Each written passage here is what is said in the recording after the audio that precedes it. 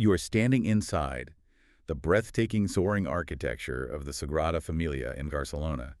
And, I mean, if you've never been, you really have to picture a space that doesn't just feel like a building. It feels like um, an ancient petrified forest. Yeah, it's completely unique. The light is just filtering through those famous towering stained glass windows. Exactly, and it's casting these incredible, hyper-saturated pools of deep reds and vibrant blues and lush greens all across the pale stone. And, you know, you are in the middle of a Catholic Mass. Right. In fact, you are at the most solemn, anticipated part of the service, the offertory. Yes, the offertory. The bread and wine are being prepared. Yeah. And there is this universal unspoken expectation of hushed reverence. The kind of profound pin-drop quiet you would just automatically anticipate in any major global basilica. Right, like St. Peter's in Rome or Notre Dame in Paris. You're waiting for the gentle ringing of bells or maybe, the soft chanting of a choir. And then, without any warning at all, the silence just completely shatters. Oh, totally shatters. You hear the heavy, rhythmic, deafening pounding of traditional drums echoing off these 80-foot stone vaults. A sharp, unmistakable scent of sulfur and gunpowder aggressively fills the air. Which completely overpowers the delicate smell of frankincense. Right? Oh, absolutely overpowers it. And you turn around, and marching straight down the central aisle toward the high altar is a procession of literal, terrifying devils. I mean, these are characters in full, elaborate, horned costumes. They're wielding pitchforks. Real pitchfork. Yeah, and they're spinning torches that spray actual showers of sparks into the air. They're effectively bringing the raw, unbridled chaos of a street carnival directly into the most sacred space imaginable. And if you are visiting, say you've traveled from Tokyo or Chicago or London just to witness this architectural marvel, your brain is absolutely screaming, what is happening right now? Right, because it feels like a catastrophic breakdown of sacred order. Yes. The cognitive dissonance is just physically jarring. You're caught in this bizarre crossfire between the expectation of a peaceful, holy mystery and a massive sensory overload of fire, smoke, pounding rhythms, and, well, what looks to the uninitiated, like blatant demonic imagery. It is the ultimate cultural and theological clash. And it's playing out in real time, right at the foot of the altar. It's a moment that really forces anyone witnessing it to question the very definition of what belongs inside a church. Definitely. And so today, our entire deep dive is dedicated to unpacking this exact visceral moment. Because what you are witnessing in that aisle is not a security breach. Yeah. And it's not some avant-garde art installation. No, not at all. It is a centuries-old collision between deeply rooted Catalan folk tradition, specifically the Corfoc, which is the fire run, and the Bol de Diable, the Dance of Devils, and traditional Catholic liturgy. Right, and in our deep dive today, we are going to explore the history, the intricate theology, and the really intense ongoing controversies surrounding this practice. Because the core question we are exploring today is a heavy one. Are these fire-wielding devils actively desecrating a holy space? Or are they performing one of the most profound, complex acts of devotion in the Mediterranean world? And, to even begin answering that, we have to look past the sheer visual shock of the costumes. We need to analyze the timing. Right, the timing is everything here. Exactly. The timing of this sensory explosion is the foundational key to unlocking the entire mystery.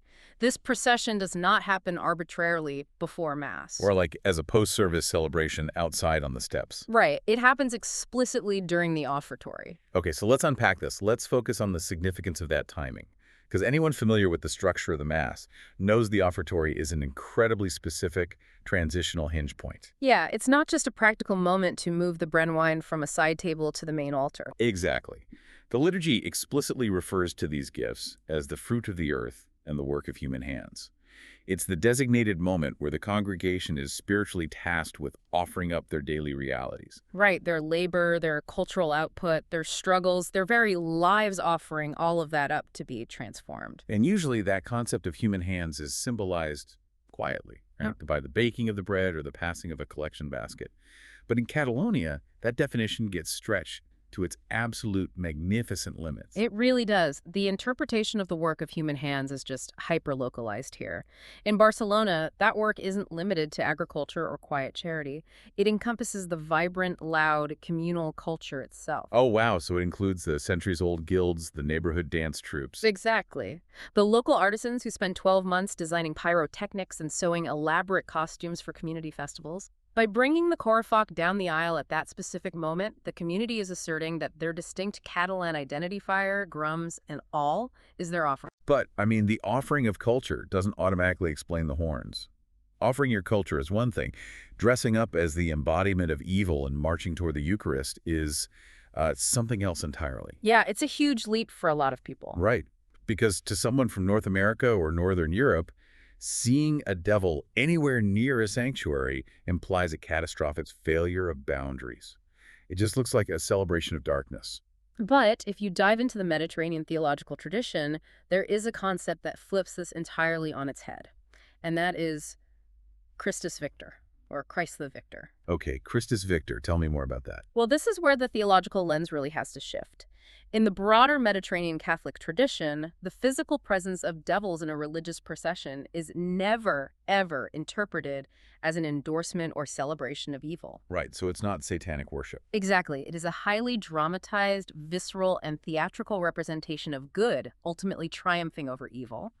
The critical element to watch during the Corifog is the choreography. The movement itself. Yes, the movement tells the theological story. These devils are not invading the church to conquer it. They march down the aisle to approach the altar, and in doing so, they are engaging in a profound, symbolic act of ultimate submission. Okay, wait, I love this. Think of it like the climax of a massive historical epic, right? If you have an all-powerful emperor, his supreme authority isn't truly felt if his greatest enemy is just hiding in a cave hundreds of miles away. Right, exactly. But if you force that terrifying undefeated warlord to march into the capital city, walk the length of the throne room in front of everyone, and physically bend the knee at the foot of the throne, that public submission amplifies the emperor's power infinitely more than if the enemy had just been ignored.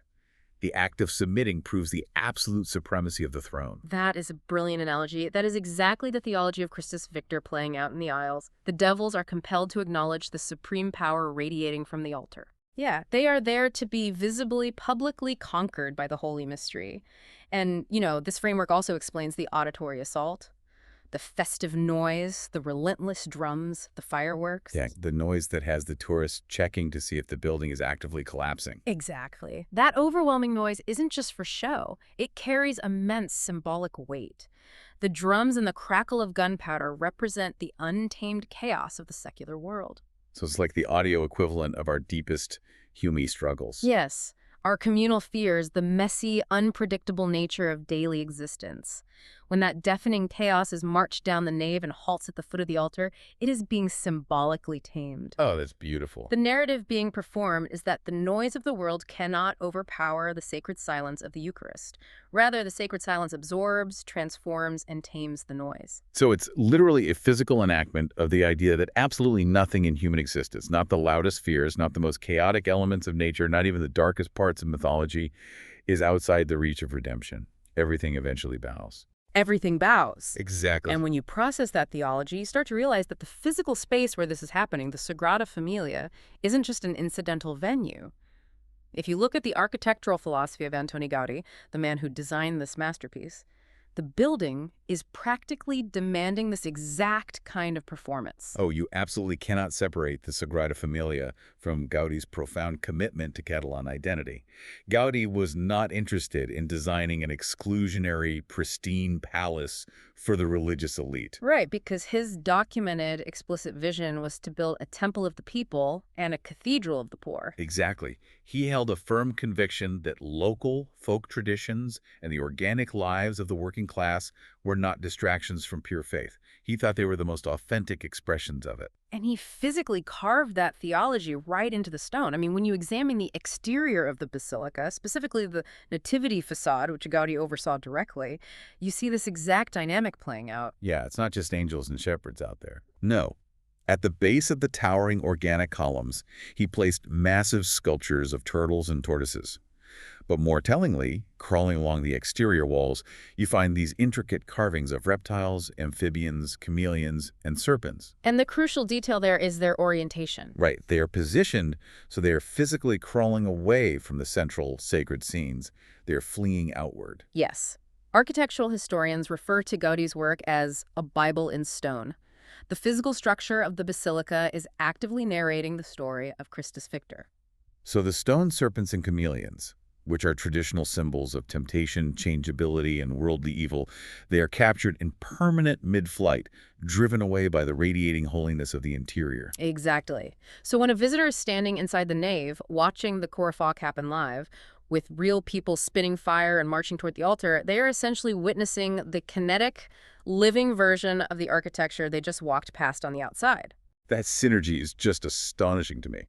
The stone exterior depicts the permanent, eternal flight of temptation, while the live performance inside the nave dramatizes the ongoing human struggle. It intentionally brings the chaotic elements, the devils, into the sacred space, only to demonstrate their inevitable yielding to the light, which is represented by the torches burning out and the reverence at the altar. It's incredible. Gaudi's philosophy was really that a church should reflect the entirety of human existence. He once famously stated, "The church is the only place worthy of representing the soul of a people, for religion is the most elevated thing in man." The soul of a people. That phrasing reveals so much. It tells us he would have absolutely hated the idea of the Sagrada Familia operating as a sterile, perfectly climate-controlled museum where visitors just whisper and tiptoe around ropes. Oh, he would have despised that. He designed it to be wildly alive. He wanted the stone to echo the vibrant colors of nature and, most importantly, the actual sights and sounds of the Barcelona streets. So the local residents who dedicate their time to organizing these festivals, the people who sweat inside those heavy devil costumes and beat those drums, they don't see themselves as invading Gaudi's space. Not at all. They literally view themselves as the living stones completing Gaudi's unfinished cathedral. But wait, looking at this timeline, Gaudi is a relatively modern figure. Yeah. He took over the Sagrada Familia project in the late 1880s. The obvious question I have is, did he invent this fusion? That's a great question. Like, did he sit in his studio and decide, as a provocative avant-garde architectural statement, to merge street theater with the Catholic Mass? Or is he echoing something much older? Well, shifting the historical timeline provides perhaps the most surprising context of all. Gaudi did not invent this concept, not even close. Really? Really. The devils running through his modernist aisles are actually centuries older than the basilica itself. We can trace the documented origins of the Bal de Diables, the Devil's Dance, all the way back to the year 1150. Wait, 1150. We are deep in the 12th century, the High Middle Ages. Yes, and understanding that medieval context fundamentally alters the narrative. These devil figures were not some underground pagan resistance movement that managed to sneak their rituals past the local bishop. Okay, so what were they? Originally, these dances were intentionally commissioned and utilized by the Catholic Church itself as a highly effective theatrical teaching tool. Wow. Okay, let's put ourselves in the shoes of a 12th century bishop for a second. You are managing a population where illiteracy is the absolute norm. You possess this incredibly dense, complex theology regarding salvation, sin, cosmic justice, and redemption. And you can't just distribute pamphlets. You cannot expect the peasantry to read dense theological treatises. Right. If you want to impart the abstract concepts of good versus evil to the masses, you have to make it visible. You have to put on a spectacular show. Exactly. Street theater was essentially the mass media of the Middle Ages. The church developed these short, highly engaging allegorical plays known as entremesos. Entremesos, so like intermissions. Think of them as theatrical intermissions or sideshows. Yeah. They were performed between the major events or main courses of massive religious festivals and civic processions. Educational, fiery, street-level intermissions. And they weren't just chaotic free-for-alls, right? These entremesos followed a very strict narrative arc. Oh, they were deeply structured. The central recurring drama was almost always the cosmic battle between Saint Michael the Archangel and the forces of hell. So a physical, loud, highly dramatized fight played out right in the dirt of the medieval streets. Yes. But the theological anchor, the whole reason the church funded these guilds to perform, was the mandatory conclusion of the play. The angels had to win. Every single time. They always win. Always. At the climax of the performance, the devils were always forced to throw down their weapons and physically kneel in the street in total defeat. Knowing that history completely reframes the modern spectacle for me. Yeah. Bringing the Korafak into the Sagrada Familia isn't some edgy, postmodern attempt to subvert the liturgy. No, it's not. The community is reenacting a specific, triumphant narrative of light overcoming darkness that their direct ancestors have been performing in those exact same streets for nearly 900 years. It's amazing, isn't it?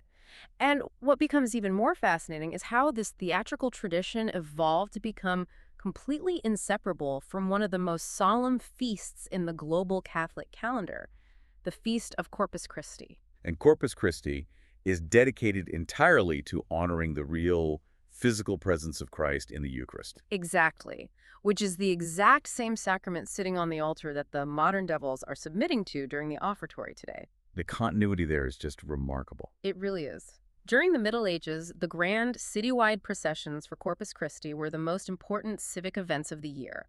The higher clergy, dressed in their most ornate vestments, would carry the monstrance, which is a massive golden vessel holding the consecrated host through the winding streets of Barcelona. Okay, I'm picturing this super solemn, quiet procession. But leading this incredibly solemn, quiet procession were the devils. Wait, the devils were leading the parade for the Eucharist? Yes, they functioned as the vanguard. They ran hundreds of feet ahead of the monstrance. Their designated job was to utilize their drums, their terrifying masks, and their fire to essentially clear the way. Wow. It was a highly practical way to part the massive crowds, obviously, but it was also a profound theological symbol. Evil frantically fleeing, scrambling to get out of the way before the approaching physical presence of God. So they were basically the medieval church's ultimate hype men. That's a remarkably apt comparison, actually, the hype men. And what's fascinating here is the paradox it created. These chaotic, terrifying, noisy figures essentially became the involuntary servants of the holy procession. Because their chaos served a divine purpose. Exactly. It functioned as a stark, dramatic contrast, perfectly highlighting the serene, orderly, silent piece of the sacrament that followed right in their wake. It's basic theatrical contrast. I mean, if a street is already relatively quiet, the arrival of a silent golden vessel doesn't really command much attention. Right, it just blends in.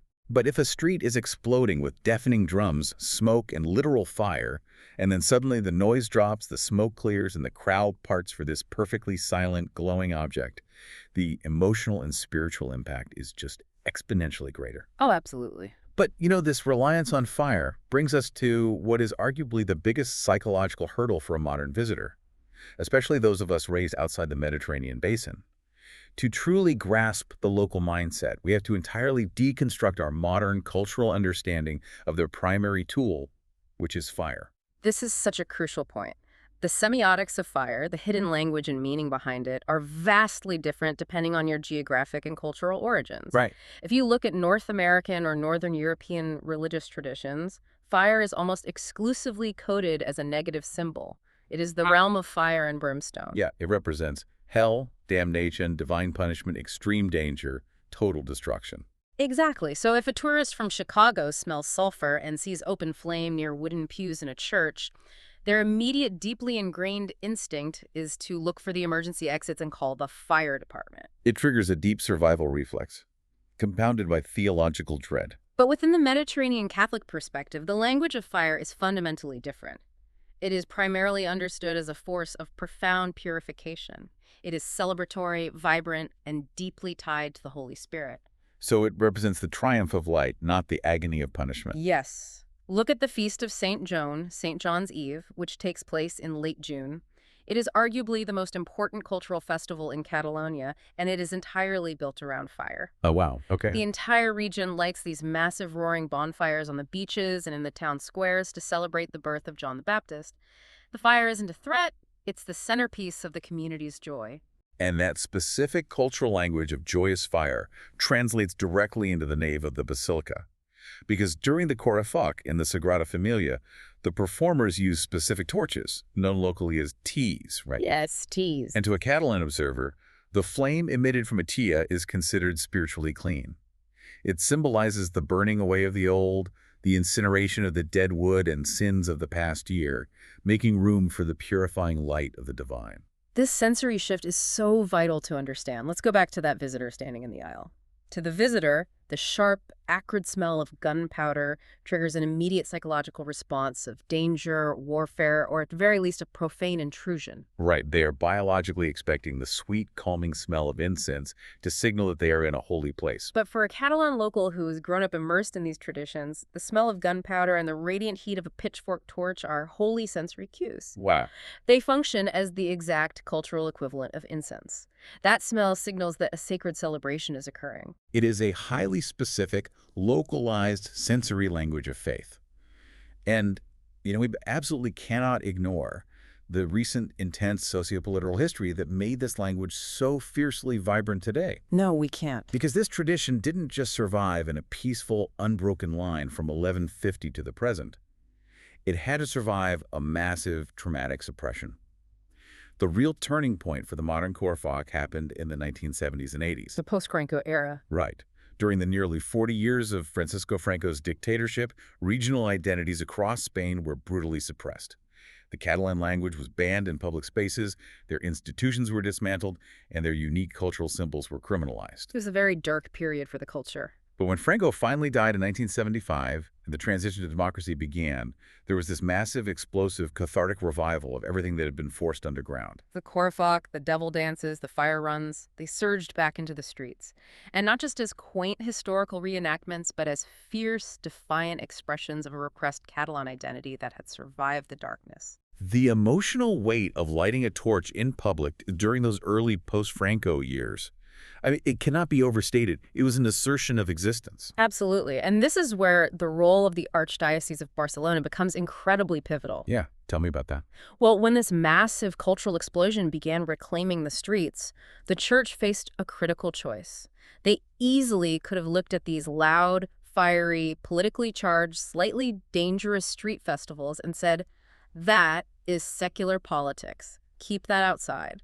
The basilica is a place of quiet, universal, apolitical worship. But the church in Barcelona has a long history of being deeply intertwined with the defense of Catalan culture, don't they? They often held masses in Catalan when it was dangerous to do so. Exactly. So they didn't push the festivals away. They did the exact opposite. They actively rebaptized them. Rebaptized them. Yes. The church took the Korfaks and the Callas, the highly organized local devil groups, and intentionally invited them off the streets and back into the sanctuary for major feast days. By taking that step, the church made a profound theological and cultural declaration. They were effectively saying to the people, your specific culture, your traumatic history, your survival, and even your loudest, grittiest traditions belong to God. Do not leave your identity at the door, but let directly to the altar. It is the ultimate localized act of what liturgical scholars call inculturation. Inculturation. Okay. So the process of making the universal faith feel deeply at home in a specific regional culture. That's right. But here is where we must objectively examine the reality of executing inculturation on a massive global stage like the Sagrada Familia. Because inviting literal gunpowder, pounding drums, and pitchfork-wielding devil figures into the sanctuary of one of the most visited buildings on Earth does not sit well with everyone. Not at all. In fact, it sparks one of the most intense, fiercely debated controversies in modern Catholicism. It is a massive lightning rod for debate. What is genuinely celebrated as a triumphant cultural integration by the local Catalan parishioners is frequently viewed as a full-blown liturgical crisis by visiting clergy and traditionalist observers. And we have to look at these critiques impartially, right? Because the concerns being raised are not just matters of personal taste. They are deeply rooted in the foundational theology of the Mass. Yes. Let's delve into what scholars call the scandal of the secular and the sacred. The scandal of the secular and the sacred. Right. Within traditional Catholic theology, there is meant to be a strict, heavily guarded boundary between the sacred, which literally translates to that which is set apart for God, and the profane, which represents the ordinary, mundane, or secular outside world. Okay, so the core of the critique centers on the primary psychological and spiritual focus of the congregation during the Mass. As we discussed, the offertory is designed to prepare the spiritual ground for the Eucharist. Exactly. And critics argue that when you introduce a massive sensory-heavy spectacle involving pyrotechnics, elaborate costumes, and deafening drumming, you inevitably and drastically shift the focus of the people in the pews.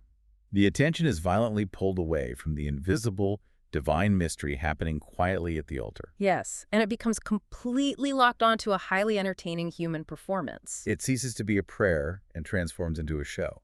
And I get that. Even if we fully understand the rich 12th century historical context, even if we intellectually know these devils represent submission to Christus Victor, the sheer visual impact is undeniably jarring. Very jarring. Seeing horned figures physically occupying the sanctuary, the Holy of Holies, feels to many believers like an aggressive violation of the space's inherent sanctity. The intellectual understanding of the cultural intent doesn't magically erase the visceral, emotional shock of seeing a devil near the tabernacle. And, you know, this debate isn't just a matter of philosophical opinion. There are actual written rules governing these interactions. To GRM, right. Yes. To understand the friction, we have to look at the general instruction of the Roman Missal, commonly referred to as the GRM. This is the official, comprehensive document that dictates exactly how the Mass should be celebrated across the globe. The rule book. The rule book. The GRM demands strict adherence to specific norms to ensure that the Mass maintains a universal character. The foundational idea is that whether a Catholic attends Mass in Tokyo, Nairobi, Buenos Aires, or Barcelona, the core structure, reverence, and recognizable elements of the liturgy should remain unified and identical. But the GRM has that famous caveat, doesn't it? The legitimate variations clause. Uh-huh. From what I read in the sources, it's not a completely rigid, unbending monolith. As long as the adaptation serves a specific spiritual purpose, the local bishop actually has a significant amount of authority. Precisely. It is a built-in pastoral provision. Specifically, Articles 395 through 399 of the GRM outline the parameters for legitimate variations and adaptations. Okay, so what do those articles actually say? They explicitly grant local bishops the authority to organically incorporate elements of a region's cultural heritage into the liturgy. However, they include one massive overarching non-negotiable condition. And what is the ultimate litmus test for whether a devil dance belongs in the Mass? The adaptation must unequivocally help the people pray. Ah, help the people pray. If the inclusion of a cultural tradition deepens the genuine faith, reverence, and devotion of the local congregation, it is deemed a legitimate, successful adaptation. To the local Catalan clergy, bringing the Corfoc into the Mass is not an invasion of the secular. It is a vital tool that engages the community's heart. But let me play the role of the frustrated tourist for a moment, or devil's advocate, pun intended. Go for it. Let's say I save up for years, I fly across the Atlantic, I pay the entry fee to marvel at Gaudi's genius, and I attend Sunday Mass expecting that quiet, universal, recognizable Catholic experience. Instead, I am hit with a wall of drumming, my clothes smell like ash, and I literally cannot hear the priest. Isn't this highly localized enculturation actively alienating me, the universal pilgrim? It's a very fair point. And zooming out, because the Sagrada Familia is such a colossal global tourist destination, we have to ask the uncomfortable question. Is this still genuine prayer for the local people in the pews? Or has the sheer scale of the audience caused it to devolve into liturgical tourism? Are they just putting on a show for the cameras? That tension is the exact crux of the modern dilemma. It is the inherent conflict between the realities of a global basilica and a local parish. Right. For millions of international tourists, the Sagrada Familia is a UNESCO World Heritage Monument, a masterpiece of modernist architecture, and a quiet place of personal pilgrimage. But for the Archdiocese of Barcelona, despite its size, it functions as their home church. And in their cultural home, genuine faith is loud, it is deeply physical, and it is inextricably tied to the rhythms of village street festivals. Exactly. So when those two vastly different worlds inevitably collide during a high-profile Sunday Mass, the international visitor is utterly shocked by what seems like a bizarre local anomaly, while the locals are simply worshiping the way their grandparents did. But the critics make a valid point. If the church authorities are merging major cultural festivals with the liturgy simply because it looks spectacular and draws a massive crowd, the spiritual balance tilts. Yes, if the event feels more like a stage for a civic parade rather than a sacrifice of praise, the adaptation has failed its primary theological purpose. It no longer points toward the mystery. It stands entirely in the way of it. So if the noise and the fire broke your ability to enter into a state of prayer, then for you personally, the enculturation was an obstacle. Exactly. But stepping back to view the grand sweep of history, this intense anxiety over what is deemed appropriate inside a church is absolutely nothing new. The church has perpetually experienced these massive shocks whenever elements of the secular world edge into the sacred. So this isn't just a modern controversy. Not at all. The historical record is full of precedents that would shock a modern traditionalist just as much, if not more, than the Korfak. It is so easy to fall into the trap of thinking that historical worship was always perfectly quiet, orderly, and pristine. But the deeper you dig, the weirder it gets. Take the medieval Feasts of Fools, for example. Oh, yes. The Feast of Fools. These weren't small underground events. They took place inside massive, prominent cathedrals across Europe. They involved officially sanctioned, temporary chaos. You had actual role reversals where subdeacons would openly mock the higher clergy, wear bizarre animal masks, and sing bawdy tavern songs while standing right in the carved wooden choir stalls. It was a controlled release of societal pressure occurring right in the sanctuary, and we don't even have to look to the Middle Ages. Look at modern traditions in many parts of Latin America. What happens there? It is standard practice to see heavy wooden statues of saints being physically danced into the church by the congregation, swaying back and forth to the rhythm of brass bands, playing incredibly loud, joyful music. Oh, wow, brass bands in the church. Yeah. The reverence is found in the physical exertion and the joy, not in silence. But the absolute most telling historical precedent, the one that truly highlights how arbitrary our definitions of reverent can be, involves the piece of equipment we now consider the unquestionable gold standard of traditional church worship. The pipe organ. Yes. It is hard to fathom today, but centuries ago, when the pipe organ was first being introduced into the Catholic Mass, it caused an absolute continent-wide scandal. A scandal over a pipe organ. It was widely condemned as a profane, secular theater instrument associated with arenas and secular entertainment. Prominent theologians and critics argued vehemently that it was too worldly, far too loud, emotionally manipulative, and entirely inappropriate for the sacred, pristine silence of the liturgy. That is genuinely wild to think about. They genuinely believed that the mechanical blasting of air through pipes was a vulgar distraction that ruined the spiritual purity of traditional a cappella Gregorian chant. The massive pipe organ, the instrument that literally defines the sound of traditional reverent church music for almost everyone alive today, was once the shocking secular intrusion that purists thought was ruining the Mass. It just perfectly illustrates how our definition of what constitutes sacred reverence is entirely malleable. Yes, shaped heavily by the passage of time and cultural acclimatization. It proves that the line between sacred and secular is constantly moving. The ongoing clash between the expectations of the global pilgrim and the lived reality of the local Catalan perfectly encapsulates what it means to actually experience the Sagrada Familia today. Because Gaudi did not design a static museum to hold dead relics. He built a living, breathing temple. And living things, by their very nature, are inherently messy, complex, loud, and full of friction. Exactly. Which brings us full circle, back to that visceral scene you witnessed at the beginning of our deep dive. Standing in the central aisle, the smell of sulfur in your nose, the heavy drums reverberating off Gaudi's towering stone pillars, watching fire spin toward the altar. When we synthesize everything we've uncovered, the 12th century history, the theology of Christus Victor, the architectural intent of Gaudi, and the trauma of the post-Franco era, we are really looking at two entirely different, overlapping realities existing simultaneously in the exact same room. That's a great way to put it. Let's walk through those dualities because the contrast is staggering when you lay it out. Let's begin with the most visually arresting element: the horns, the pitchforks, and the demonic costumes. Right. To the visiting outsider sitting in the pew with their guidebook, those are undeniable universal symbols of Satan. They represent evil, plain and simple, invading a holy space. But to the local Catalan grandmother standing in the pew next to them. To the local, those terrifying costumes are simply characters in a familiar moral folk play. They are the beloved actors in an ancient, comforting story that their ancestors have been telling in the streets of Barcelona since the 1150s. They represent a defeated foe. Then there is the auditory assault of the drums, the sheer, overwhelming physical noise. To the visitor desperately trying to pray or find a moment of peace, it is a massive, infuriating distraction. It completely shatters the sanctity of the offertory. But to the local community, that thunderous noise is the literal, joyful noise of a resilient people. It is the triumphant sound of their specific, historically repressed culture being alive, vibrant, and publicly validated. And the fire. The sparks, the gunpowder, the flaming teas. To the North American mind, open fire near wooden pews signals a catastrophic emergency. It signals destruction, danger, or hellfire. Yet in the deeply rooted Mediterranean tradition, that exact same flame represents the Holy Spirit. It is the agent of purification. It is the blinding light of Christ actively burning away the darkness and sin of the temporal world.